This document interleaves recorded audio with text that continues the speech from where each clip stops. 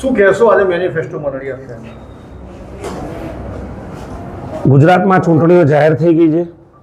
ખાસ કરીને નડિયાદ શહેર માટે જે નડિયાદ શહેર કોંગ્રેસ સંગઠન દ્વારા, કોંગ્રેસ જનતાના દ્વારા અને જનમંચ દ્વારા જે કોઈ પણ અમે માહિતી મેળવી મતદારો પાસેથી કે કેવા પ્રકારની પ્રાથમિક સુવિધાઓ એમને મળવી જોઈએ અને નડિયાદના શહેરીજનો દ્વારા જે મુદ્દે જે વિષય પર અમને ધ્યાન દોરવામાં આવ્યું, ત્યારબાદ અમે એસી ઓફિસમાં બેસીને નહીં પણ જનતાના દ્વારે જઈને આવા મેનિફેસ્ટોના મુદ્દાઓ લીધા છે.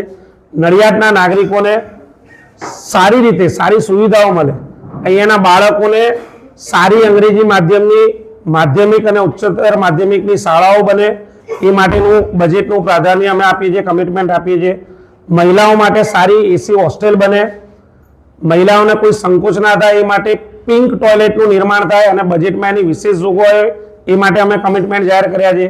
જે ખાસ કરીને પોલ્યુશન વાળું વાતાવરણ છે, જે ચિંતાનો વિષય છે, એક્યુઆઈ 200 કરતાં વધારે રહે છે, તો જે નડિયાદના તળાવો, જે સુકાભર તળાવોનું ડેવલપમેન્ટ કરીને 365 દિવસ પાણી રહે અને એક્યુઆઈ ઘટે, સારી હવા પાણી મળી રહે, અહીંયાના બાગ બગીચાનો વિકાસ થાય.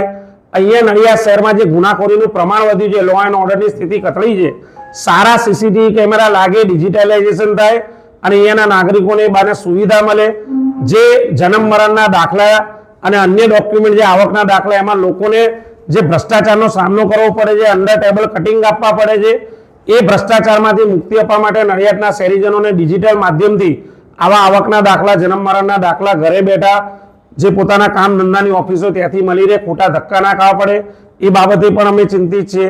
તમામ પાયાની સુવિધાઓ નડિયાદના શહેરીજનોને મળે અને ભારતીય જનતા પાર્ટીની જેમ ખોટા વચનો નહીં કે જે 2013માં એમ કીધું હતું ફિલ્ટર વાળો પ્લાન શરૂ થઈ જશે, નડિયાદના શહેરીજનોને ફિલ્ટર વાળું પાણી મળશે, પણ આજે 2026 થઈ, 13 વર્ષ થઈ ગયા અને નડિયાદની જનતાને જે ભારતીય જનતા પાર્ટીના સત્તાધીશો દ્વારા છેતરવામાં આવે છે એને પણ અમે ઉગાડા પાડીશું. સરદાર સાહેબની ભૂમિ નડિયાદ, જેના કોઈ પણ પ્રવેશ દ્વાર પર સરદાર સાહેબની ઝાંખી નથી દેખાતી, કોઈ એવું સ્ટેચ્યુ નહીં, કોઈ એવા રસ્તા નહીં એમના નામથી.